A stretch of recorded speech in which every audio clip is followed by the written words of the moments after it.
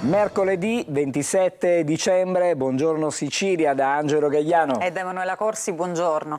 E allora stamattina ci occuperemo di turismo e del Natale in Sicilia a Catania, di rifiuti, di come vanno le cose sul fronte della differenziata e anche parleremo di una cartiera, della cartiera del futuro. Prima però la cronaca, andiamo subito a Palermo con la tragedia della vigilia di Natale. Sta meglio, cerca il suo papà, il bimbo di 4 anni precipitato dal sesto piano di un'abitazione di via Ausonia. 2 le ipotesi al vaglio degli investigatori: suicidio o incidente. Ma sentiamo il servizio. Papà, dove sei? Continua a chiedere del padre, ma le sue condizioni di salute sono buone. Il bambino di 4 anni di Palermo, precipitato il 24 dicembre scorso dal balcone di casa in via Ausonia, ha lasciato il reparto di rianimazione dell'ospedale di Cristina. Il padre invece non c'è più. Il piccolo è sveglio, ma è tenuto in osservazione per i vari traumi riportati. Ha un braccio rotto e ferite al torace e all'addome, ma se la caverà. Chi invece non c'è più è il padre, morto sul colpo dopo il volo dal sesto piano. La sua caduta è stata tremenda, come raccontano molti testimoni. Quella del bambino invece è stata attutita dai pannelli di un ristorante. Al momento non si escludono né l'incidente né il gesto volontario. Alcuni residenti hanno raccontato di aver visto il bimbo sporgersi ed il professore cercare di afferrarlo per la gamba. Altri che i due si tenevano per mano. Pare che il professore fosse sotto pressione per l'affidamento del figlio dopo la morte della moglie, deceduta 1 anno fa per Covid. Forse non ha retto o forse voleva salvarlo perché lui si era sporto troppo. Dinamica al vaglio, ma quel che resta è la tragedia, perché adesso c'è un bimbo di 4 anni rimasto solo e che cerca ancora del papà. E ora voltiamo pagina. Il bel tempo di monumenti attirano tantissimi turisti e lo hanno fatto non solo nella giornata di Natale ma anche per Santo Stefano. Siracusa tra le mete preferite per queste feste di fine anno. Italiani e stranieri affollano il centro storico e anche Ortigia, e c'è anche chi fa il bagno. Il cielo limpido, il sole forte, il mare che sembra olio. Ecco il Santo Stefano in Sicilia. Qui siamo a Siracusa. Sembra una giornata d'estate. Siracusa come la trova? Bella, come sempre. Christmas in Sicily, in Syracuse. Yes, we spent the time in Syracuse. Sono tanti i turisti che affollano le vie del centro. Una vacanza per scoprire la città approfittando del bel tempo. Siamo di Parigi, ma italiani. Siracusa come la trova? Molto bella in inverno. Il sole che bacia il barocco del Duomo colpisce sempre tutti. È una bellissima città, col sole è perfetto. Cosa le piace di più di Siracusa? Lo storico, molto bello. Ortigia va sempre forte, i turisti la amano, un'isola nell'isola che con le sue meraviglie fa innamorare sempre più. Consigliamo a tutti di venire qui, possiamo anche ospitare qualcuno perché fortunatamente abbiamo un appoggio e venite a trovare la Sicilia, che è una meraviglia. Se il meteo è tutt'altro che invernale, a ricordarci che il 26 dicembre sono luminari e addobbi. Chi preferisce il freddo va in montagna, ma chi ama questo clima non può non venire qui. Anche per Capodanno si preannuncia il pienone.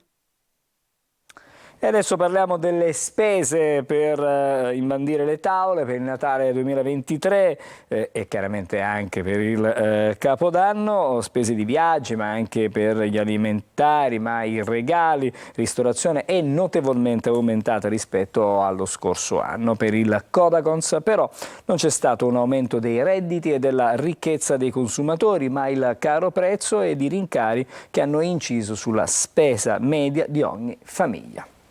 Alimentari, viaggi, regali e ristorazione. La quaterna delle spese sostenute dai consumatori per questo Natale è fatta. Sono infatti questi, secondo il Codacons, i settori che hanno svuotato il portafogli degli italiani in queste giornate di preparazione a cene, doni da scartare sotto l'albero e mete fuori porta, magari lontano dai parenti. Complessivamente le famiglie per il Natale 2023 hanno speso oltre 22 miliardi di euro, circa il 15% in più rispetto rispetto allo scorso anno. A livello nazionale la spesa per alimentari, regali, viaggi e ristoranti si attesta a una media di 884 euro a nucleo contro i 770 del 2022. Anche in Sicilia quest'anno ci si è lasciati un po' più andare, forse per il desiderio di dare una sferzata a tutte le restrizioni provocate dal Covid durante le festività degli ultimi anni. Ma attenzione, i consumatori non sono più ricchi a Natale. Se infatti la crisi continua a mordere quasi ovunque, bisogna considerare che buona parte della spesa è determinata non dai maggiori consumi in quantità, ma dagli aumenti generalizzati dei prezzi. Il segretario nazionale Codacons, Francesco Tanasi, spiega che a incidere sulle spese di Natale degli italiani non è certo una maggiore propensione ai consumi da parte dei cittadini o un aumento dei redditi e della ricchezza, ma il caro prezzi e i rincari che ancora oggi interessano molti settori e che a parità di acquisti determinano esborsi sensibilmente maggiori rispetto al passato. E adesso è il momento di dare un'occhiata, approfondire anche le notizie di questa mattina sui quotidiani. Come sempre partiamo dai giornali, dai quotidiani regionali. Torno di nuovo da Emanuele e vediamo quali sono i fatti più importanti. Partiamo dalla Sicilia di oggi, Angelo, e vediamo la fotonotizia dedicata nel taglio centrale al Natale ai Caraibi. Ecco, così titola la Sicilia. In Sicilia sarà primavera fino al ponte di Capodanno. Niente pioggia e temperature come ad aprile, e lo abbiamo visto anche nelle nostre città, insomma super affollate, soprattutto nei centri, ma anche sul lungomare. Abbiamo visto prima anche le immagini che arrivavano da Siracusa. E poi manovra al rush finale tra fibrillazioni, le opposizioni incalzano, Movimento 5 Stelle, la Premier sta prendendo in giro il paese, ci sono le prove. Ancora la Premier, conferenza giovedì, rebus su candidatura alle elezioni europee. La tragedia della vigilia di Natale, Palermo, il bimbo giù dal balcone, adesso prevale la tesi però dell'incidente. Vediamo nel taglio alto, si parla ancora del ponte sullo stretto, clausola capestro in finanziaria, regione costretta al prelievo dal Fondo Sviluppo e Coesione. E poi parla anche Bianco, ex sindaco di Catania, opera assai utile con l'alta velocità, sbaglia chi dice no, pure nel PD. Altre notizie, vediamo in alto a Catania la storia di questo studente universitario disabile che finalmente avrà un alloggio proprio a misura secondo le sue esigenze dopo un allarme, dopo una denuncia che aveva fatto. E poi a Catania la casa era deposito e piazza di spaccio, questo per quanto riguarda la cronaca. A San Gregorio, via Catania, da oggi sarà senso unico alternato. A Giardini Naxos, bilancio di previsione, il Consiglio si trova ad un bivio. Andiamo a vedere la notizia sul ponte in primo piano, ponte nella manovra, le clausole capestro che inchiodano la regione. Il caso, scrive la Sicilia, se appunto la Sicilia non finanzia l'opera, a rischio l'accordo del Fondo Sviluppo e Coesione con Fitto da 6,6 miliardi e i 9,3 miliardi di fondi dello Stato virtuali. Ecco perché poi c'è appunto la spiegazione in questo articolo di Mario Barresi a pagina 2. E poi dicevamo l'intervento di Bianco, opera molto utile se però si fa l'alta velocità. Sbaglia chi anche nel PD insegue ambientalisti estremisti, bisogna credere a ciò che dice la scienza nell'interesse della Sicilia. Queste sono le parole appunto di Enzo Bianco, già ministro anche dell'interno e sindaco appunto di Catania, come dicevamo. Ancora l'opera sullo stretto sostenibile sotto i profili tecnico, ambientale ed economico e inoltre porta ricchezza, questo è il parere appunto di Bianco.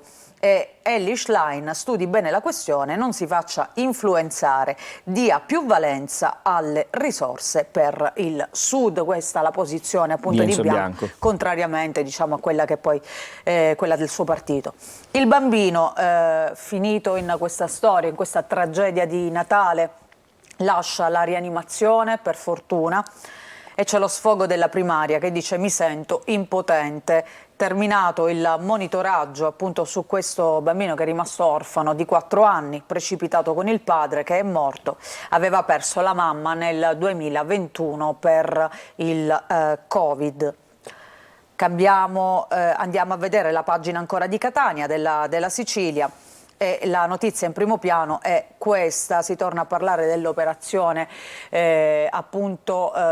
Leonidi, il Blitz, un botto di fine anno per il clan. Le intercettazioni svelano la grande disponibilità di armi da utilizzare, pensa, nella notte di San Silvestro. Le microspie che hanno propiziato appunto questo Blitz in funzione fino a pochi giorni fa hanno fatto emergere questo, tra poco lo vediamo. E poi Antonio e l'alloggio Air su a misura di disabile, regalo sotto l'albero. Dopo l'appello della madre e l'intervento delle istituzioni, questo finale lieto per lo studente universitario che a inizio febbraio potrà sistemarsi nella stanza di via Oberdan e proseguire quindi con facilità appunto gli studi. Cosa emerge da queste intercettazioni? A Capodanno devo fare il botto. La moglie di uno degli arrestati nel Blitz Leonidi dei Carabinieri chiedeva di dissotterrare alcune armi per poter celebrare la notte di San Silvestro.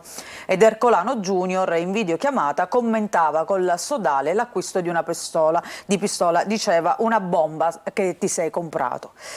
E ancora, per quanto riguarda la cronaca, al porto un ubriaco sfonda l'ingresso di una discoteca con l'auto. A Librino 2 arresti, custodivano la droga nell'abitazione che utilizzavano come base di spaccio. In generale controlli della polizia, pattuglie a cavallo e in bici contestano 34 violazioni al codice della strada, questo nell'ambito appunto dei controlli in questi giorni di festa in città. Cambiamo adesso giornale, andiamo a vedere la Gazzetta del Sud. E a proposito di controlli, però, c'è stata una moria di vigili a Messina. Messina, è vero, scomparsi i vigili. Il dato shock di sabato 23 dicembre, a casa per ferie, permessi, riposi o malattie ben 161 agenti della Polizia Municipale. Diciamo che non è una novità, spesso nelle grandi città in occasione delle feste si registrano o certificati medici, assenze per malattie oppure ferie. Esatto. Quindi insomma è un dato che forse potremmo estendere anche ad altre città, però chiaramente il la Gazzetta focus del stamattina è dalla Gazzetta e su Messina. Troppo pochi appunto si occupano della viabilità, il comandante chiede più risorse.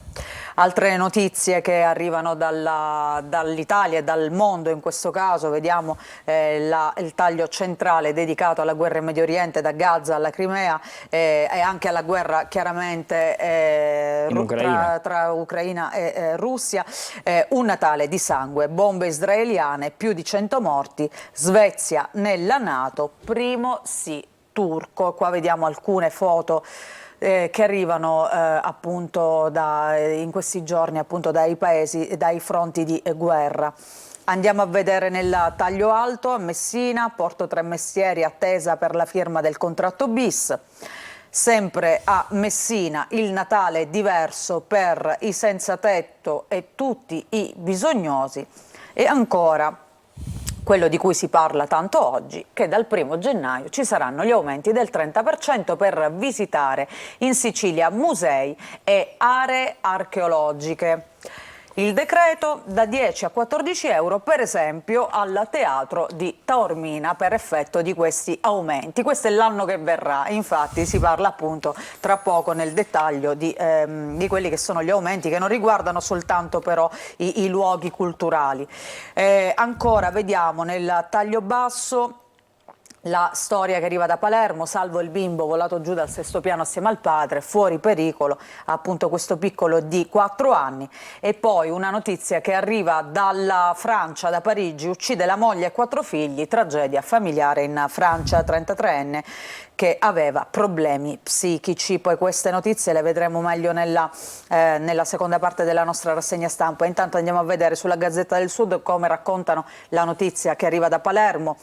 Padre e figlio giù dal 6° piano, l'uomo muore, il bimbo si salva. Un volo da 20 metri di altezza avvenuto alla vigilia di Natale. Fatalità o suicidio, la tragedia è ancora da chiarire. Prima la Sicilia parlava probabilmente di un incidente, però ancora resta aperta anche l'ipotesi del suicidio, cioè dell'uomo che, non avendo superato la perdita della moglie e anche l'affidamento del bambino, insomma, pare che fosse gravato particolarmente psicologicamente da questa situazione. Sempre a Palermo, delitto in discoteca, i due fratelli restano in carcere, 22enne viene ucciso appunto a colpi di pistola, sono stati vietati i funerali per motivi di ordine pubblico. A Giarre scatta l'ordinanza cautelare per un uomo che accoltella il rivale in amore. L'accusa è di tentato omicidio, lite furibonda tra il giovane arrestato e l'ex compagno della donna. Sempre per quanto riguarda il Natale, tra la vigilia e Santo Stefano, in 3 giorni sul fronte degli sbarchi sono arrivati altri 357 migranti, però la situazione sull'isola di Lampedusa è sotto controllo. E sono le condizioni meteo marine che in questo momento sono favorevoli e quindi, nonostante siamo praticamente alla fine dell'anno, continuano gli sbarchi. Sì, è un clima più che altro primaverile, come dicevamo prima, quindi favorevole a questi viaggi. La polizia municipale lontana dalle strade. Sabato scorso 161 agenti erano a casa. Andiamo a vedere la notizia all'interno. Sono dati del 23 dicembre. Alla viabilità 9 unità su 56 la mattina, 7 su 19 invece il pomeriggio. Nessuna limitazione a ferie e permessi e il comandante che dice abbiamo poche risorse. Il traffico va spesso in tilt e di vigili altrettanto spesso non c'è nemmeno l'ombra. Questa appunto la notizia di oggi della Gazzetta, con la quale apre. Tariffe ferroviarie, ecco, proiettiamoci. Quindi prima i musei, adesso le tariffe anche ferroviarie. le tariffe ferroviarie. Proiettiamoci verso un nuovo anno ricco di aumenti. Il valzer dei numeri. Focus sul nuovo contratto di servizio sottoscritto da Regione ed RFI. L'assessore Aricò ha annunciato una riduzione del 5% dal 2024, ma il comitato pendolari invece, con dati alla mano, smentisce e dice un bel pacco di Natale. Andiamolo a vedere. Allora, l'abbonamento sino al 31 dicembre di questo anno, il mensile costa 79,50 euro. Per 12 mesi, quindi quello annuale, 742,80 euro. A partire dall'1 invece gennaio 2024, che dovrebbero essere scontati del 5%, il mensile costa 83,50 euro e l'annuale costa 779 euro. Quindi 4 euro qualcosina, cioè 4 Sì. euro in più grosso modo al mese, per poi 12 mesi si arriva a questa cifra di 779,90 €. Esatto. Quindi Meno male diciamo che c'è lo sconto del 5%. Del 5%, non sappiamo senza lo sconto a questo punto quanto costava. E poi dicevamo anche il patrimonio culturale costa di più, biglietti più cari, il decreto della Regione. Al Mume di Messina si pagheranno 10 euro invece degli 8 attuali e invece 14, 4 in più, come abbiamo visto, per il Teatro Antico di Taormina. L'assessore Scarpinato difende la scelta, quindi gli aumenti saranno del 30% appunto per visitare musei, gallerie d'arte. E leggo il primato al parco Naxos, questo cosa significa? Che là l'aumento sarà ancora più difficile? Cioè ancora più alto? Probabilmente sì, non vedo il dato. Ci sono ci sono Sì, sotto. allora, il bene più gettonato è risultato il parco di Naxos Taormina, che con il suo sito archeologico, il Teatro Greco e Isola Bella, ha fatto registrare 844.000 visitatori a fronte. C'è stato un aumento di visitatori, è diciamo il luogo bilancio. più. Sì. Poi c'è la Valle dei Templi di Agrigento con 809.000 visitatori, sono quasi l'82% in più rispetto ai 445.000 del 2021, ma Però sono dati c'era ancora il Covid 2021. esatto, legati alla pandemia, quindi sicuramente più bassi rispetto alla media. E poi c'è il parco di Siracusa con 764.000 del 2022 a fronte dei 252.000 del 2021. C'è stato un aumento del 200% di visitatori. Allora, dalla regia sono diretti, ci scrivono che dobbiamo fare la sosta, come vedi anche tu. Io ti faccio vedere solo l'apertura del Sì. giornale di Sicilia, che appunto apre con la valanga di aumenti, anno nuovo, valanga di aumenti, dai traghetti ai treni ai musei. Da lunedì in Sicilia cresceranno le tariffe dei biglietti, per i beni culturali dicevamo anche del 30%, ma la tagliola non scatterà per chi lo ha acquistato prima, appunto. Mi fai vedere la fotonotizia di calcio invece? Certo, Palermo rimonta da brividi, vittoria all'ultimo respiro, battuta la Cremonese per 3-2, i rosa volano al quinto posto. Allora, ci sono un po' di notizie che magari approfondiremo oggi nel corso dei nostri telegiornali. Adesso ci fermiamo e poi torneremo insieme per approfondire invece i fatti più importanti, non solo italiani ma anche internazionali, sempre con la rassegna stampa con Emanuela Corsi.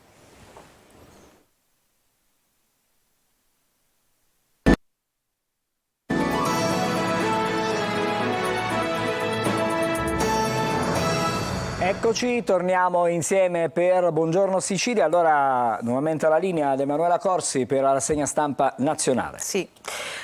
Purtroppo non è stato un bel Natale, perché la notizia è questa: Gaza, la guerra non si ferma, siamo sulla prima pagina del Corriere della Sera. Israele, il conflitto durerà mesi, strage in un campo profughi a Natale e sale anche la tensione con l'Iran. E poi l'Ucraina all'attacco del Mar Nero, colpita una nave da sbarco di Mosca. Questo appunto sul fronte delle guerre, perché sono due le guerre in atto. Conflitto in Medio Oriente, dicevamo appunto durerà mesi, questo è stato l'annuncio di Israele, e poi questa strage in un campo profughi e la guerra in Europa che continua tra Ucraina e Russia. Sempre nel taglio alto la Premier, i piani, manovre e liste per le europee, i nodi di Meloni. Ancora pressing per il superbonus, le richieste di Forza Italia, le scelte di Giorgetti. Ci sono 10.000 cantieri a rischio e quindi c'è questo pressing appunto per salvare il superbonus, ma soprattutto per salvare le famiglie, che tra poco vediamo anche che cosa rischiano.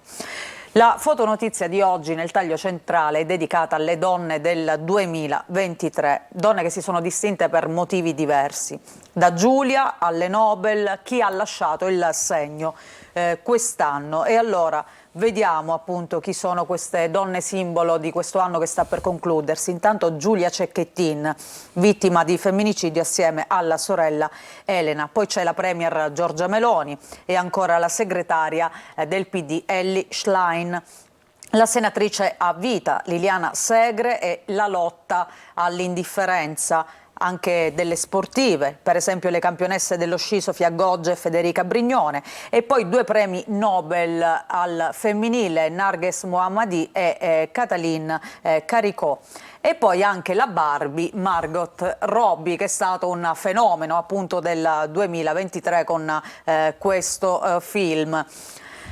A proposito di donne, di sportive, io, il tumore e le ragazze del tennis, parla Tatiana Garbin, CT delle Azzurre. Le mie giocatrici mi stanno dando la forza appunto per questa battaglia contro la malattia. La storia di questo carabiniere eroe: voleva morire, l'ho convinta a non buttarsi. Era una ragazza che si stava buttando dal cavalcavia a Bari e però questo carabiniere è stato bravo insomma, a farla ragionare e desistere da questo appunto gesto. Andiamo all'estero. Navalny era l'oppositore di Putin che sarebbe recluso in un ex gulag nell'Artico e dice sto bene. Ancora dalla Francia l'orrore, appunto uccide la moglie e i 4 figli, l'uomo è stato arrestato.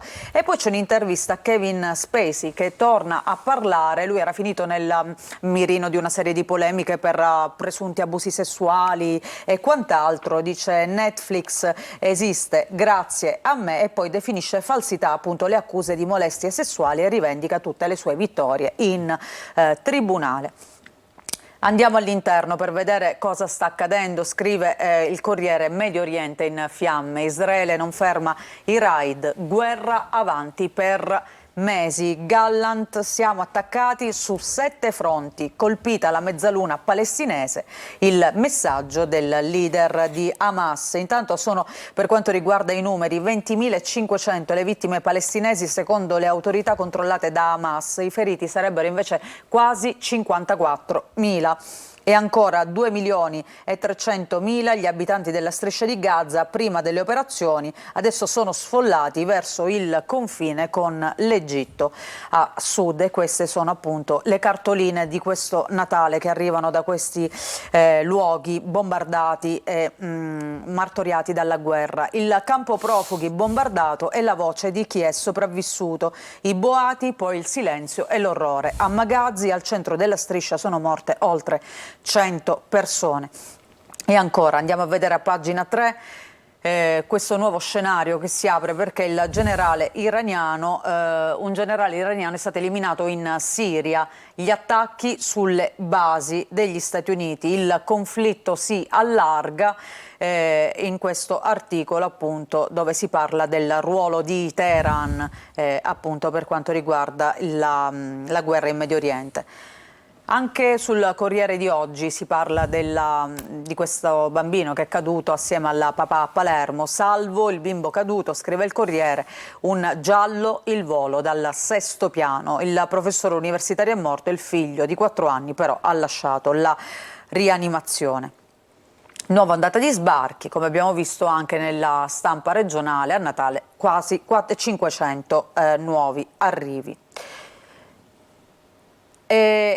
Purtroppo il Natale racconta non solo delle belle storie ma anche notizie tragiche. La strage di Natale in Francia: un uomo uccide moglie e 4 figli. Il dramma nella regione di Parigi, l'allarme di una vicina, poi lui si è dato alla fuga ma è stato arrestato. E ancora la depressione, i ricoveri e la fedina penale pulita. Lui viveva in una bolla. L'assassino in passato accoltellò la consorte incinta. Una storia che arriva da Novellara, che oggi troviamo su diversi quotidiani, perché Novellara è il paese del caso famoso, più celebre, di Saman. E c'è un'altra storia che è simile a quella di Saman: se non ti sposi farai la fine di Saman. Questi sono i genitori nei confronti di questa 20enne pakistana. Fortunatamente la storia non ha avuto lo stesso epilogo, perché sono state adottate delle misure cautelari proprio per questi genitori. Il giudice ha stabilito che la ragazzina sarebbe stata privata di ogni libertà. Lei era stata addirittura, si era sposata a distanza con il promesso sposo, e i genitori volevano appunto che si ricongiungesse con quest'uomo. Ancora un'altra notizia che riguarda le famiglie italiane. Condomini, 10.000 cantieri a rischio per il super bonus, pressing appunto per salvare questa misura. Oggi la scelta del ministro dell'economia, ma c'è poco margine, e poi qui ci sono le ipotesi per limitare i costi. Il super bonus, che sappiamo benissimo non è mai piaciuto, è sempre stato mal digerito dal governo Meloni, che ha deciso di... Però all'interno della maggioranza c'è Forza Italia che sta tentando, e infatti vediamo su Repubblica la grande crisi di Forza Italia. L'astensione nel voto, intanto, per la ratifica del MES apre il processo interno a Tajani. E questo è un altro elemento che un po' divide la maggioranza, cioè il voto del MES. Poi il gruppo dirigente alle europee: rischiamo di scomparire. Tour nelle fabbriche, imprenditori in lista. Il PD avvia la fase 2 per dialogare con i riformisti e riconquistare chi ha lasciato il partito. Questo nel sommario di Repubblica. E poi ancora le occasioni perdute del PNRR e mancano i soldi delle compensazioni. Dall'estero, Scholz in difficoltà, teme le spie russe, possibile l'addio del cancelliere. E poi vediamo appunto Navalny nell'ex Gulag oltre il polo, dice: sono Babbo Natale in regime speciale. Il caso pioggia di milioni per i fedelissimi di Lollobrigida. Oggi Repubblica si occupa appunto del ministro per l'agricoltura. Ancora da Novellara si ribella al padre violento in nome di Saman, appunto la notizia che abbiamo visto prima anche su il Corriere. E ancora vediamo in Iran, nel taglio basso, Israele pagherà per la morte di un leader dei Pasdaran che è stato appunto ucciso dai soldati israeliani. Strage ancora a Gaza. Andiamo a vedere appunto il governo sotto i riflettori di Repubblica, soprattutto il ministro Lollobrigida. Pioggia di milioni per staff e consulenti, così Lollobrigida recluta i fedelissimi. E poi c'è anche una carrellata di alcune gaffe del ministro, dalle diete povere al treno che è stato fermato, 14 mesi di incidenti, diciamo così. Andiamo a vedere altre prime pagine, La Stampa.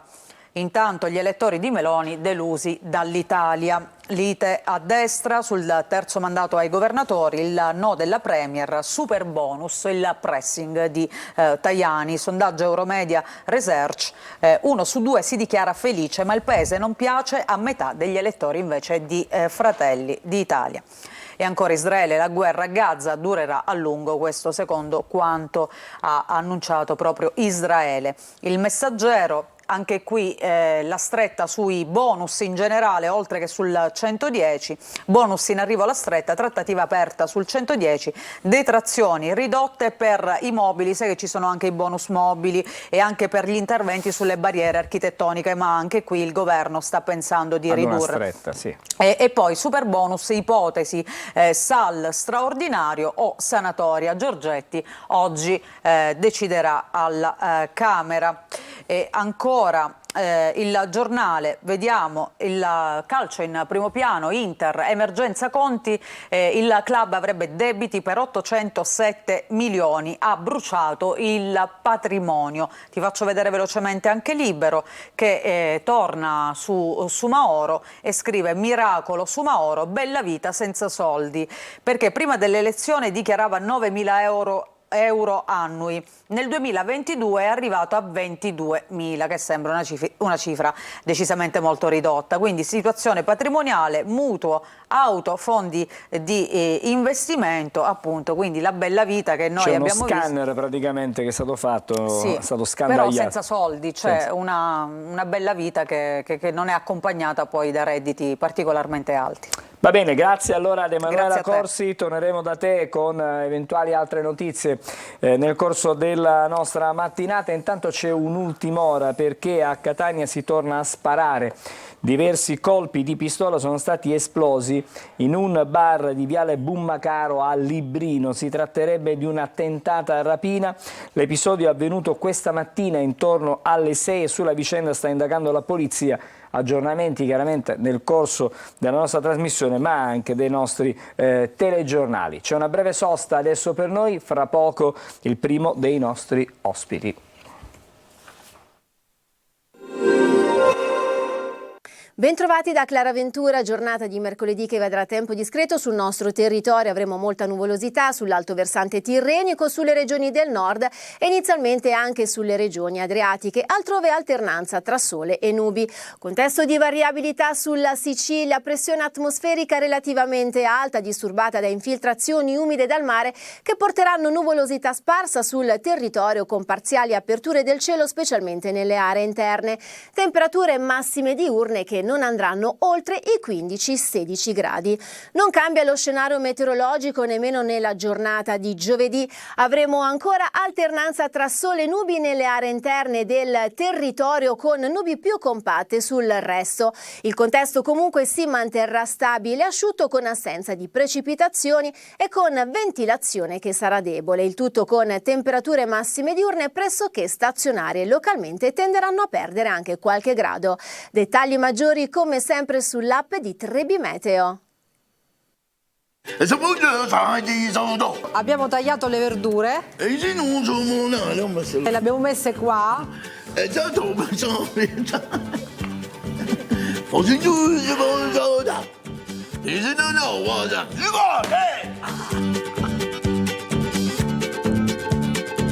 Festeggiare un goccettino, ma che bontà, ma che bontà, ma che cosa roba qua? Ma che Tutti i giorni su Antenna Sicilia. questa roba qua?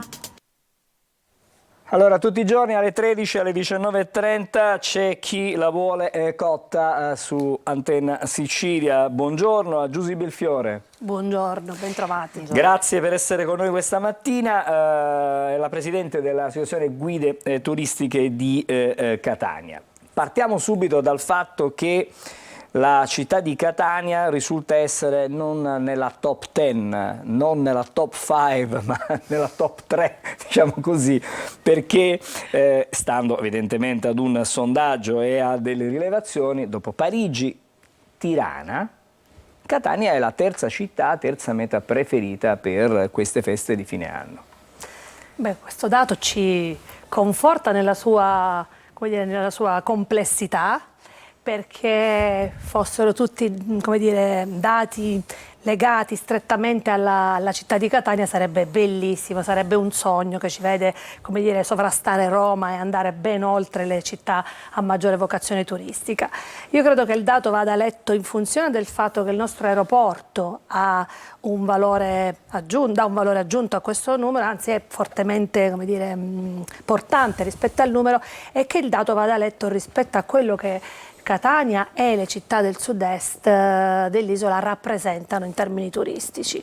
In primis Taormina e poi Siracusa e le altre a venire, per cui noi rimaniamo da una parte culturalmente, io dico sempre, un po' schiacciati di fronte a due giganti, perché Siracusa a sud e Taormina un po' più a nord sono alla nostra portata geografica, ma hanno una storia ben più, è un tessuto turistico ben più strutturato. Noi dobbiamo continuare a crescere in questa graduatoria, perché in tutti i casi di riflesso, di rimando, per scelta, noi siamo destinazione turistica comunque, è quello di cui dobbiamo prendere atto. Ecco. È quello sicuramente. Allora, però quest'anno è cambiato, sono cambiate un po' le abitudini di chi ha scelto di fare le vacanze sotto le feste.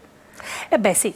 Abbiamo notato innanzitutto una presenza maggiore anche in città degli stranieri sotto Natale, per cui li abbiamo visti in fila per prendere il bus turistico, insomma li abbiamo visti in giro e sono individuali, quindi di fatto non c'è il turismo di gruppo, quello un po' più di massa che alza fortemente i numeri, ma c'è un turismo più legato ad un'offerta che è personalizzata, che per certi versi è più di qualità, dovrebbe essere più di qualità, nel senso che interagisce con le strutture ricettive, che interagisce con i ristoranti in maniera un po' più come dire, consapevole. Dall'altra parte c'è invece il turismo post-natalizio, che è quello che comincia oggi pomeriggio, quello che mi riguarda, scherzi a parte, che va avanti fino al 7 o al 10 di gennaio, perché intercetta il resto delle vacanze. Queste vacanze però, sempre secondo i dati evidentemente che noi abbiamo a disposizione, che vengono evidentemente dalle prenotazioni, quasi tutti, un po' tutti hanno scelto la casa per dormire di parenti e amici oppure la seconda casa. Poi c'è però un'altra fetta che si affida, come diceva lei prima, agli alberghi e anche agli appartamenti in affitto. Sì. Questa trasformazione nelle abitudini, nel modo di trascorrere dei giorni non solo a Catania, ma evidentemente anche nel resto della nostra terra, della nostra Sicilia e nel resto d'Italia, è dovuta a dei fattori particolari o altrimenti, insomma, perché poi sono gli italiani, credo, a fare queste scelte in modo particolare, no?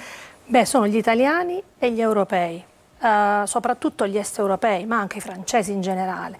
Sfatiamo il mito che l'accoglienza del B&B sia l'unica ragione per cui ti senti più coccolato che in albergo.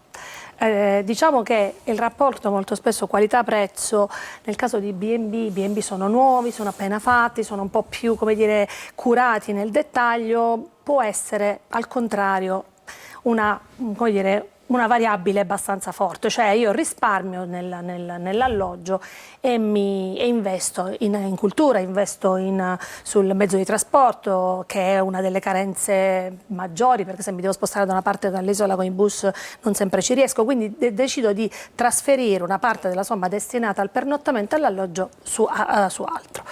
Chi utilizza gli alberghi invece è una fetta limitata e che è riferibile intanto agli extraeuropei, soprattutto il turismo americano, e poi a un target molto più alto. Quindi io scelgo dei 4 stelle, scelgo dei 5 stelle perché faccio un capodanno, una vacanza in Sicilia molto più curata da un punto di vista della ricettività, e qui i consumi e le attitudini delle popolazioni varie fanno la statistica. Parliamo dei monumenti che insomma sono certamente una delle attrazioni principali della nostra terra. Tutta la Sicilia è ricca di siti archeologici, di storia, no? Sì. Architettonica anche. Abbiamo visto stamattina, abbiamo letto assieme ad Emanuela che purtroppo, fra virgolette, o forse insomma aumenterà il biglietto d'ingresso a questi siti. Questo quanto può incidere, se inciderà, sulle abitudini? Perché ci sono tanti monumenti che si possono osservare, si possono guardare, visitare, sì, anche gratis, perché non mancano le bellezze nella nostra terra. Però certamente ci sono dei luoghi dove per avere accesso si paga un biglietto. Questo incide? Sì, incide. Incide soprattutto sulle pianificazioni familiari, cioè se io ho una famiglia da portare in giro, al di là del fatto che fino a una certa età si è esenti dal pagamento del biglietto, però incide sull'operatore, perché leggevo che il teatro di Taormina passa da 10 euro a 14 euro e l'aumento non è indifferente, l'aumento è piuttosto serio, soprattutto per chi come gli operatori nell'arco di un anno porta in giro dei numeri, come dire, parecchio importanti, cioè viaggiano parecchi gruppi, quindi questa differenza sicuramente per ogni pro capite anche perché faccio il Giro di Sicilia, inserisco Segesta, inserisco Selinunte, inserisco Agrigento, inserisco la Villa Romana, inserisco Taormina. Calcolate quant'è la differenza pro capite per ogni singolo passeggero trasportato e dovete scaricarla su chi? Sull'agente di viaggio, perché chi è già uscito con la programmazione e ha già fatto i prezzi per l'anno a venire dovrà accollarsi questi costi oppure ribaltarli sul consumatore.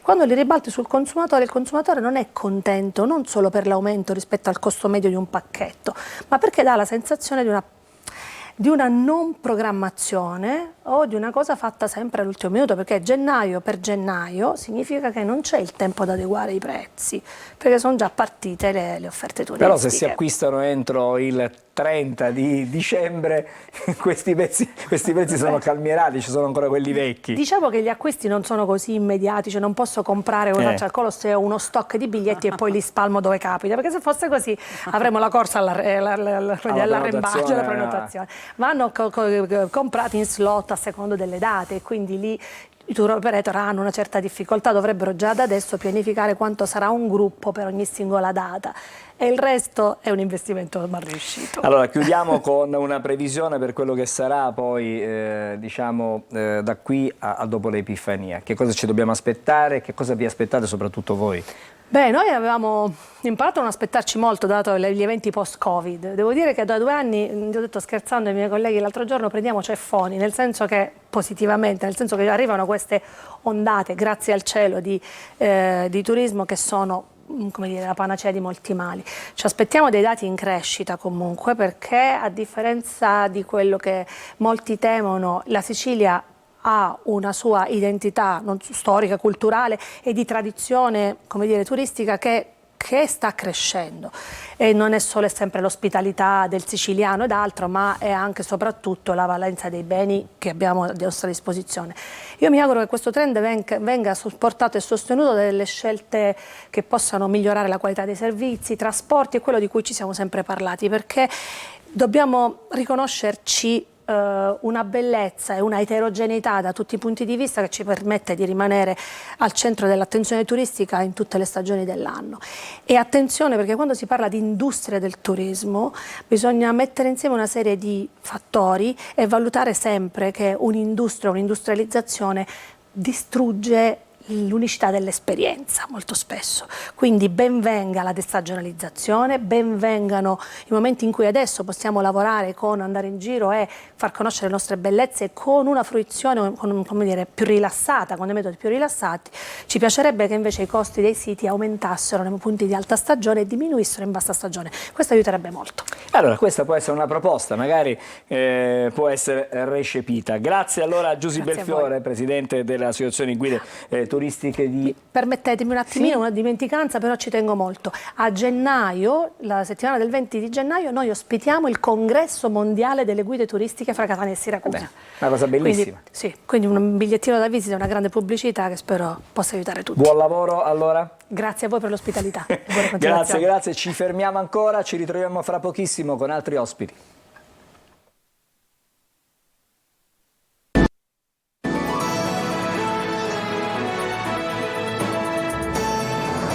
Di nuovo insieme, buongiorno Sicilia, stavolta parliamo di rifiuti, di differenziata, ma soprattutto dobbiamo dire che la nostra Sicilia in qualche modo sta cercando di risalire la classifica. Con noi c'è Viola Sorbello, che è il presidente di Lega Ambiente Catania, buongiorno.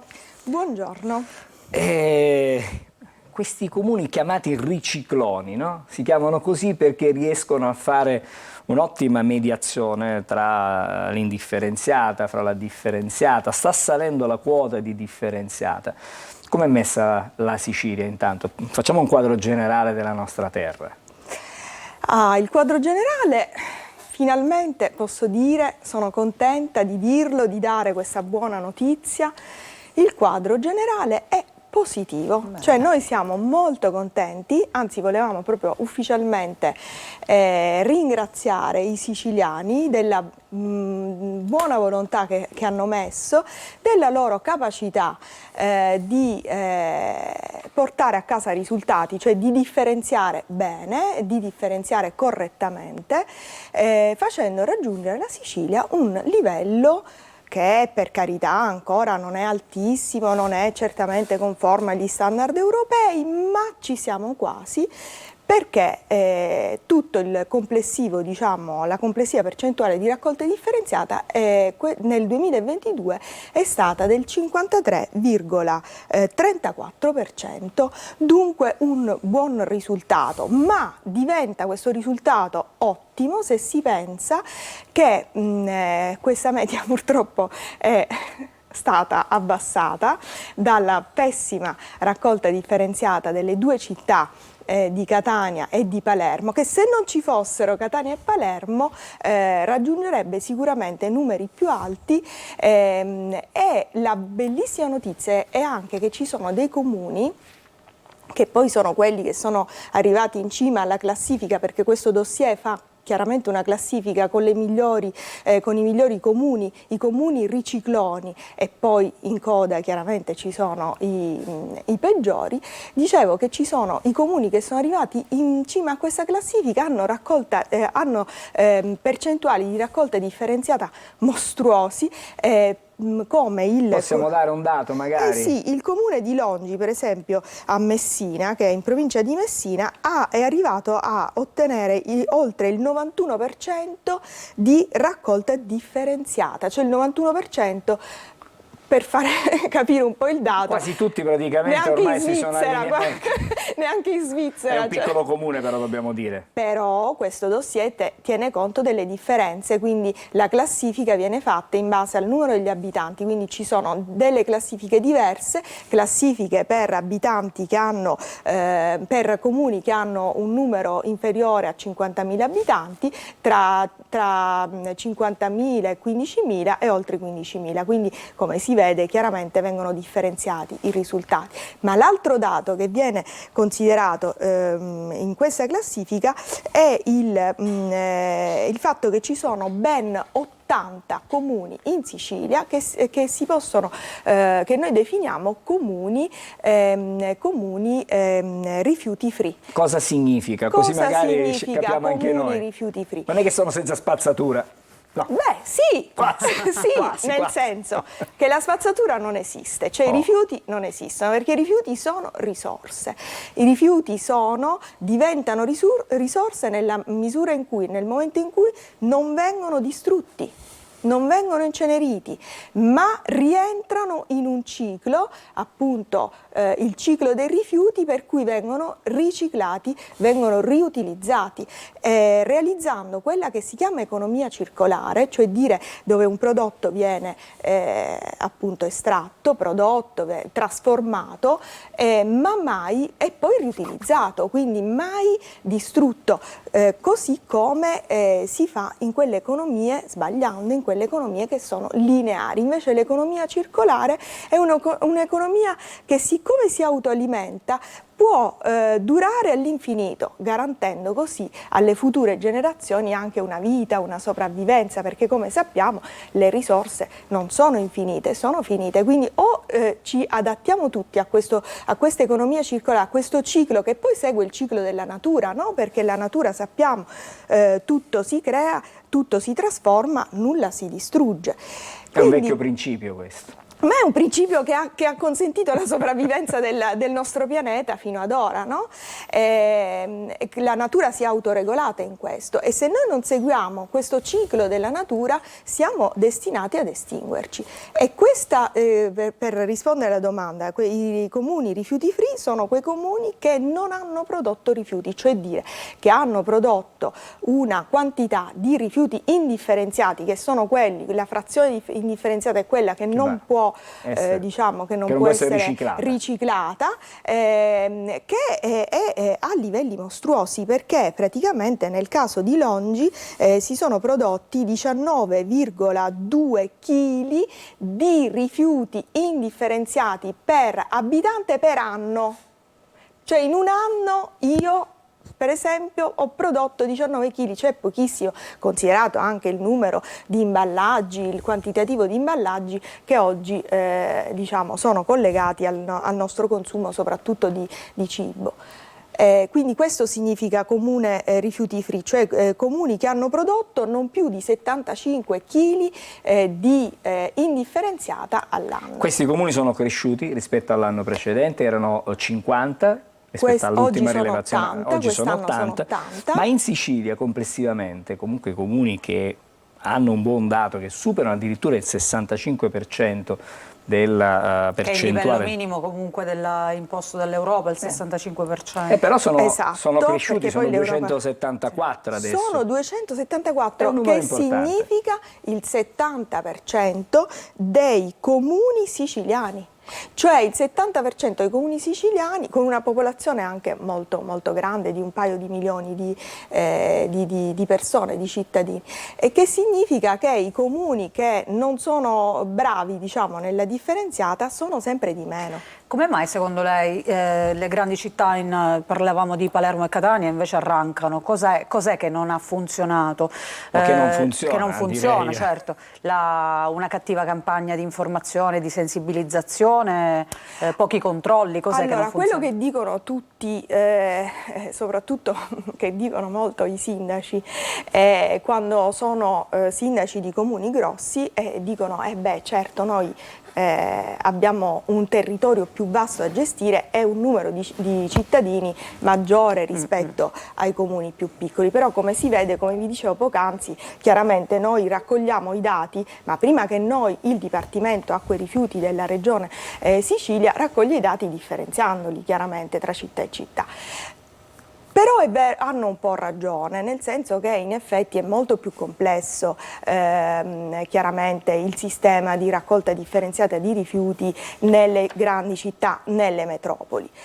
Però io so che nel caso di Catania e Palermo non è solo questo, è stato proprio il frutto purtroppo di una cattiva amministrazione. A Catania noi sappiamo che c'è stato un contratto di appalto che diciamo, per contratto doveva durare 7 anni e questo contratto doveva essere, diciamo, onorato con una, diciamo, una quota molto bassa. Differenziata molto bassa, un porta a porta, lo sappiamo tutti che è partito, perché guardate, la differenziata è porta a porta, cioè chi dice che chi tira fuori la storia dei cassonetti intelligenti, altri sistemi, non sa che l'esperienza di tutte le città europee, e le esperienze contano naturalmente, certo, indica una sola strada, che è quella del porta a porta, e nella nostra città il porta a porta, come sapete, in tutta la città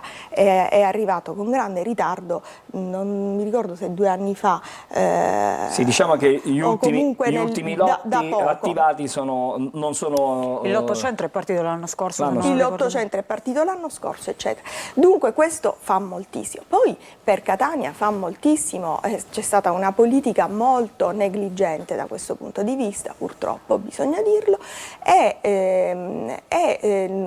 fa moltissimo il fatto che non ci sono delle isole ecologiche che hanno incentivato la raccolta differenziata attraverso il sistema della decurtazione dalla bolletta. Presto però dovrebbero partire nuove isole però ecologiche. Guardate con quale ritardo, cioè delle città ce le hanno da 20 anni, noi ce le abbiamo. Diciamo che io ricordo che più di 20 anni fa in Inghilterra c'era il sistema del porta a porta, ricordo i miei zii che ogni sera tiravano fuori la spazzatura in questi bidoni, e io non capivo che cosa fosse tutto questo, ma parliamo anche forse di quasi 30 anni, 25 anni fa sicuramente. Quanto ritardo, che ritardo che esatto.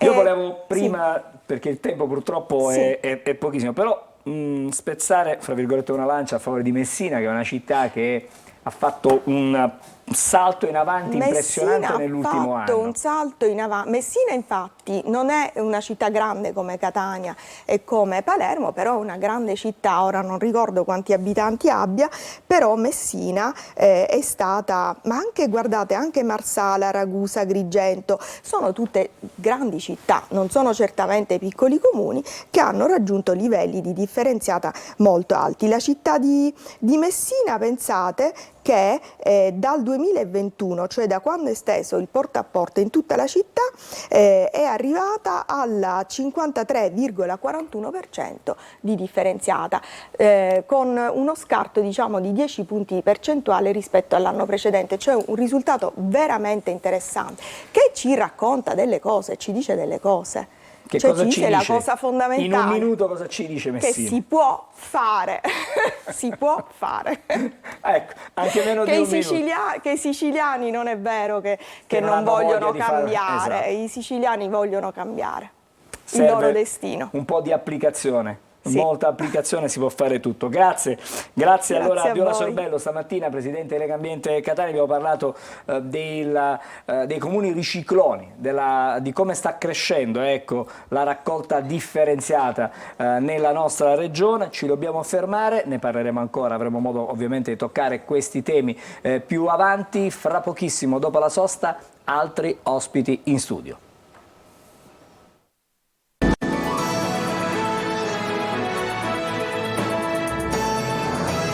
Eccoci, siamo di nuovo insieme in studio con noi Giuseppe Lo Gioco e Francesco Lo Gioco. Buongiorno. Giuseppe? Sì, sono io. Francesco. Esatto. Sono gemelli, quindi Li adesso... hai riconosciuti per questo. Dopo un po' di tempo ho fatto delle lezioni di ripasso. Ragazzi, con voi stamattina parliamo di una attività che probabilmente nella nostra regione non ha grande esperienza, perché stiamo parlando della cartiera. La cartiera ci porta lontano dalla nostra terra, ci porta soprattutto a Fabriano, ci porta forse anche a Firenze. In Sicilia non ci sono dei poli. Voi che cosa avete? Adesso ci raccontate perché l'idea, da che cosa nasce l'idea di fare una cartiera ad Enna, siamo in provincia di Enna, a Leonforte. A Leonforte, sì. Allora, l'idea nasce perché noi ci trovavamo a Firenze, dove ci siamo trasferiti dopo la triennale in beni culturali qui a Catania.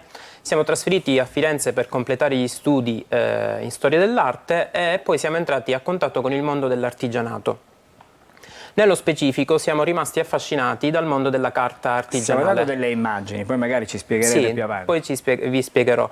Praticamente lì per la prima volta abbiamo visto fare un foglio di carta, così come stiamo vedendo nelle immagini, a mano. Siamo rimasti affascinati da questi movimenti che servono appunto per intrecciare le fibre e formare un foglio di carta. E quindi non appena abbiamo visto fare per la prima volta un foglio di carta a mano abbiamo detto perché non provarci e farlo anche noi. E quindi abbiamo deciso di formarci prima a Firenze in un corso fatto presso una struttura che si occupa di carta artigianale e poi ci siamo trasferiti a Fabriano dove abbiamo fatto un corso teorico ma soprattutto pratico, proprio abbiamo fatto tante ore al tino per poter imparare tutte le movimentazioni tipiche del mestiere del cartaio. Adesso andiamo da Francesco allora, sì. Perché siamo arrivati a Fabriano, prima abbiamo visto queste belle immagini, perché magari noi utilizziamo la carta tutti i giorni, no? Per noi ma non sappiamo com'è che nasce un foglio di carta, perché per noi è una cosa talmente naturale. Qui vi stiamo vedendo al lavoro. Sì, quello è il nostro laboratorio appunto a Leonforte, la nostra piccola cartiera artigianale. Quel macchinario che cos'è per esempio? Allora, il macchinario è un olandese, noi abbiamo un unico macchinario elettrizzato che è un raffinatore di tipo olandese che serve appunto a spappolare la materia prima che noi utilizziamo, il cotone. Sì. Mettiamo cotone e acqua, il macchinario spappola le fibre del cotone e crea appunto l'impasto che poi viene trasportato nel tino, che è questa vasca, e poi tramite le forme come questa che abbiamo portato qui oggi. Questo è un foglio A4, cos'è A3? Esatto, questo è una forma che appunto dà per i fogli di formato A3, appunto il formato della carta A4. Il formato della carta appunto deriva dalla forma che veniva utilizzata fin dal Medioevo per fare la carta. Quindi si pesca un po' di impasto, si fanno dei movimenti ondulatori e poi tramite un processo che si chiama feltrazione le fibre si intrecciano e si viene a formare appunto il foglio. Ma la cosa che viene, cioè, quanti fogli di carta si riescono a fare con questa procedura in una giornata di lavoro? Allora dipende da quanto tempo si sta al tino. Di solito le grandi cartiere o comunque le cartiere artigianali con più operai riescono a fare anche 300-400 fogli al giorno. Noi con il nostro andamento, con il nostro regime riusciamo a fare anche 150 fogli al giorno, perché ovviamente il foglio poi ha un valore diverso, perché non è un foglio che nasce da una macchina, ma è un foglio che viene creato singolarmente con le mani e quindi ogni foglio ha un valore Poi nelle diverso. immagini abbiamo visto che li appendete questi fogli. Sì, praticamente noi come si faceva appunto già a Fabriano nel Medioevo li asciughiamo in maniera naturale, nel senso che una volta che il foglio è stato formato, è stato pressato perché deve perdere molta acqua, lo prendiamo e lo stendiamo negli stenditoi e lì deve stare alcuni giorni, in estate anche meno ovviamente, per asciugarsi naturalmente. Una volta che il foglio poi è asciutto noi possiamo prenderlo e utilizzarlo per vendere il singolo foglio oppure per realizzare dei piccoli manufatti. Ma c'è una differenza fra la carta prodotta in maniera artigianale come fate voi e quella prodotta in maniera industriale? Perché noi utilizziamo spesso carta in maniera industriale, ovviamente. Sì, esatto, c'è molta differenza. Appunto la carta industriale è realizzata tramite le macchine nell'industria e oltre alla materia prima, che generalmente adesso è cellulosa da albero, ci sono anche molti additivi chimici, mentre la carta artigianale si parte principalmente da materie prime come il cotone, la canapa e il lino. Cosa ci avete portato qui? Questi sono dei fogli di formato A3, appunto sono in cotone. E poi abbiamo dei piccoli taccuini, come questo qui, che prendi appunti, tutti in e l'impiego, carta voglio cotone. dire, il vostro mercato, perché è chiaro si produce carta, poi bisogna venderla questa carta. Senz'altro. A chi vi rivolgete? Chi sono piccole aziende che si occupano magari di stampare biglietti di auguri particolari oppure, che ne so, altri tipi, diciamo, di attività? A chi vi rivolgete voi? Allora, la carta artigianale, la carta cotone, essendo una carta, diciamo, di qualità, ad acquistarla, a utilizzarla sono soprattutto gli artisti a cui serve un supporto appunto di qualità per trasferire la propria arte, la propria opera d'arte, quindi acquarellisti per esempio, oppure la usano i calligrafi per scrivere, diciamo, a mano delle lettere o comunque degli elaborati, e poi noi ovviamente abbiamo preparato una serie di piccoli manufatti da destinare anche a persone che vogliono avvicinarsi a un prodotto fatto a mano, artigianale, di qualità, comunque accessibile, quindi anche nel nostro piccolo sensibilizzare ad acquistare un prodotto che ha una storia ed è stato fatto a mano. E quindi... Può essere anche una bella idea regalo per questo periodo. Sì, insomma. sì, infatti in questo periodo ringraziamo tutti coloro che hanno deciso di acquistare, ecco, i nostri prodotti. Siamo riusciti a vendere dei taccuini, delle cartoline, non lo so, dei segnalibro, biglietti personalizzati per fare gli auguri di Natale, quindi ricevere un regalo del genere penso, almeno secondo me, ha un valore diverso rispetto ad acquistare un prodotto industriale. A Francesco chiedo se da quanto tempo è che avete avviato questa attività? Noi siamo molto giovani, abbiamo aperto a ottobre. Quindi insomma... Sì, molto giovani, abbiamo avuto appunto questa idea, la nostra idea era quella di ritornare nella nostra terra, nel nostro paese, Leonforte, e quindi dopo il progetto, tanto tempo di progettazione, lo scorso ottobre siamo riusciti ad aprire questa cartiera artigianale nel nostro paese. E ne vale la pena fare questo tipo di... perché un ritorno, no? C'è chi va, c'è la fuga dei cervelli, diciamo sempre, bisogna fare tornare i giovani perché la nostra terra sta perdendo le migliori risorse. Ne vale la pena? Allora, secondo me ovvio che ne vale la pena e soprattutto è un impegno necessario, perché se tutti andiamo via, che è importante, penso che ognuno deve essere libero di decidere, ecco, se restare o andare via, però penso sia un impegno molto importante, è quasi un dovere quello di spendersi per il proprio territorio, per la propria terra, comunque dare un piccolo contributo, provare a darlo anche. Quante ore al giorno lavorate? Noi lavoriamo parecchie ore al giorno, sì, la mattina, il pomeriggio, poi è una nostra attività, quindi quando c'è bisogno... Siete sempre presenti. Sì, esatto. sì, infatti. Prima parlavamo di riciclo, ma è una carta che si può riciclare? Come funziona? Sì, senz'altro. Noi utilizziamo il Linters di cotone, che già di per sé... diciamo è una sorta di scarto dell'industria tessile, perché praticamente l'industria tessile, come si vede qui in questo piccolo fiore, utilizza il filato lungo per fare appunto il filato di cotone, mentre l'industria cartaria o comunque le cartiere artigianali utilizzano il Linters di cotone, che sarebbero le fibre più corte che non sono adatte per fare i filati, ecco, per fare poi i vestiti. Quindi già noi utilizziamo un prodotto che l'industria tessile scarta, e comunque la carta cotone, essendo quasi naturale, eccetera, certamente è una fibra che non inquina e comunque può essere riciclata. Quindi tante sostenibilità volte. al Sostenibile, massimo. certo. Sì, senz'altro. Allora, vi salutiamo, la vostra azienda si chiama Crisa? Crisa, sì. In onore di della divinità greco-romana, del nostro territorio. Sì. Insomma, Leonforte, la zona dell'Ennese è molto legata anche a questo tipo di cultura. Sì, senz'altro, poi la presenza di acqua è importantissima, anche perché per fare la carta uno degli ingredienti principali è l'acqua, e quindi anche per questo abbiamo deciso di tornare a Leonforte, perché è un territorio ricco di sorgenti, ecco, e di acqua. Grazie a Giuseppe Lo Gioco e Francesco Lo Gioco, due gemelli che si scommettono in Sicilia per tutti noi, e anche chiaramente per loro, per avere qualcosa di originale. Veramente una bella idea la vostra. Grazie a voi. Davvero, noi ci fermiamo un attimo, vediamo l'almanacco e poi torniamo di nuovo in studio.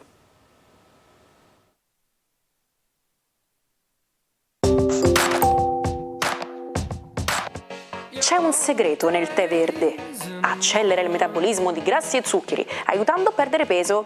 Ma non è tutto, combatte anche ritenzione idrica, cellulite e infezioni urinarie. E secondo uno studio svizzero, l'estratto di tè verde può dare una marcia in più persino alla memoria e alle funzioni del cervello. Qualche simpatica curiosità sugli animali. Il canguro, a causa della grandezza della coda, non riesce a camminare o saltare all'indietro. Non è l'unico animale ad avere questo tipo di problemi, visto che anche l'elefante non può saltare e il maiale non è in grado di alzare gli occhi al cielo per via del suo collo troppo grosso e corto. Avete mai sentito il detto chi semina vento raccoglie tempesta? È un antico proverbio che si trova persino nell'Antico Testamento della Bibbia. Vuol dire che chi mette zizzania raccoglierà solo guai. Insomma, se cercate guai, seminare il caos è la strada giusta.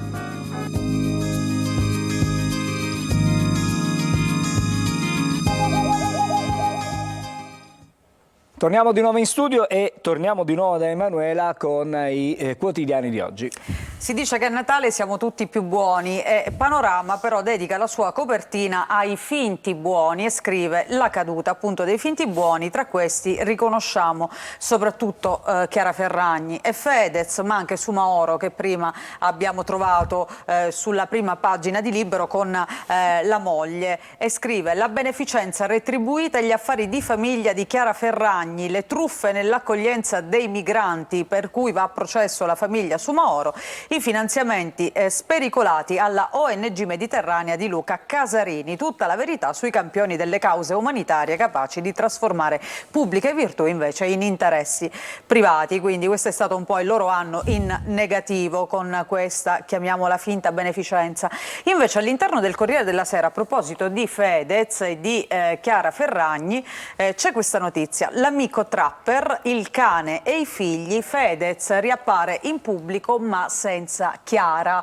Il ritorno sui social, le storie in casa a Milano, ma della moglie nessuna traccia da quando appunto è esplosa questa polemica, questo scandalo sui prima panettoni, sui pandori e poi anche sulle uova di Pasqua. Lei diciamo che è sempre stata una che ha costruito tutta la sua carriera proprio sull'apparire, sulla visibilità, invece si è un po' ritirata in questo momento a vita privata. Poi vediamo un'altra notizia carina, la troviamo su Repubblica, perché in Giappone c'è un problema, che i genitori danno dei nomi strani ai loro figli. Per esempio c'è chi chiama Pikachu il figlio, oppure Diavolo addirittura, questo è inquietante, Diavolo. Il boom di nomi strani che imbarazzano addirittura la società giapponese. E una bambina si chiama addirittura Etna perché la madre durante un magico viaggio in Sicilia era rimasta affascinata dal vulcano. Quindi se noi sembravamo fino a qualche tempo fa strani a volte nella scelta dei nomi, c'è qualcuno che riesce, ci ha superato, che riesce a chiamare un bambino Pikachu. Pikachu sarebbe quel pupazzetto, un cartone animato, Pokémon, credo, Pokémon, sì, esatto, quindi. E poi andiamo a vedere ancora un'ultima notizia. Allora, i santi francesi, loro andranno a Sanremo tra i big, si sono qualificati tra i big, credo che abbiano vinto anche X Factor. Comunque la nostra Resistenza Gentile, ecco, li vediamo sul Corriere della Sera, che ha dedicato a questo duo un'intervista ai tempi imposti dai social. I santi francesi, dicevamo, tra i big di Sanremo, che dicono: per noi la musica non è gara. Ecco, se qualcuno si chiedeva chi fossero i santi francesi, sono appunto questi due ragazzi qui. Uno si chiama Mario Francese e l'altro Alessandro De Santis. E poi per quanto riguarda lo spettacolo, la Cortellesi supera Benigni nella top 10. La Cortellesi, possiamo dire che il 2023 è stato proprio l'anno di Paola Cortellesi con questo film C'è ancora domani, che resiste nella top 10 a 2 mesi esatti dall'uscita e ha superato la pellicola più vista del nostro paese, che è La vita è bella, appunto, di Roberto Benigni. Ora dunque è il quinto film italiano dopo 4 film di Checco Zalone più visto di sempre. Questo per quanto riguarda invece il cinema. Grazie Emanuela. Allora andiamo a vedere cos'è successo il 27 di dicembre, arriviamo sino al 1845, quindi andiamo indietro nel tempo, quando il dottor Long compie una storica scoperta, che è l'uso dell'etere come anestetico per il parto. Passiamo al 27 dicembre del 1908, quando nasce il primo giornale a fumetti italiano. Tu lo ricorderai probabilmente, io lo ricordo benissimo, il Corriere dei Piccoli, era immancabile. Si tratta di un supplemento del Corriere della Sera che offre ai bambini storie divertenti e istruttive disegnate da grandi artisti. E poi saltiamo invece al 27 dicembre del 1945, in seguito agli accordi di Bretton Woods, viene fondata la Banca Mondiale. Si tratta di un'organizzazione internazionale che ha lo scopo di aiutare i paesi devastati dalla guerra a ricostruire la loro economia. Arriviamo al 27 dicembre del 1963, quando l'Italia cambia il suo volto. Il Molise diventa la 20ª regione italiana, si stacca dall'Abruzzo, di cui era stata parte per secoli, e ottiene la sua autonomia con le sue 2 province, Campobasso e Isernia. Il Molise è la seconda regione più piccola d'Italia. Proseguiamo con il 1980, l'isola dell'Asinara, al largo della Sardegna, si trasforma in un'oasi naturale. Stiamo vedendo questa splendida foto. Viene infatti chiuso il carcere di massima sicurezza che vi era stato costruito nel 1885. Sempre nel 1985 il terrorismo colpisce duramente 2 aeroporti europei, quello di Roma, Fiumicino, e quello di Vienna. 2 gruppi di palestinesi aprono il fuoco sui passeggeri in attesa di imbarcarsi. Il bilancio è tragico, 16 morti e decine di feriti. E chiudiamo con il 27 dicembre del 1971, quando Raffaella Carrà, la vedete, conquista le classifiche mondiali con la sua canzone Chissà se va. È la sigla di apertura della trasmissione televisiva Canzonissima 1971, condotta da Corrado e dalla stessa Carrà. Diventa un successo enorme che resta nella storia della musica italiana. E ora noi ve la facciamo riascoltare, vi diamo appuntamento a domani con Buongiorno Sicilia. Grazie Emanuela. Grazie Angelo, buongiorno. E buongiorno a tutti voi.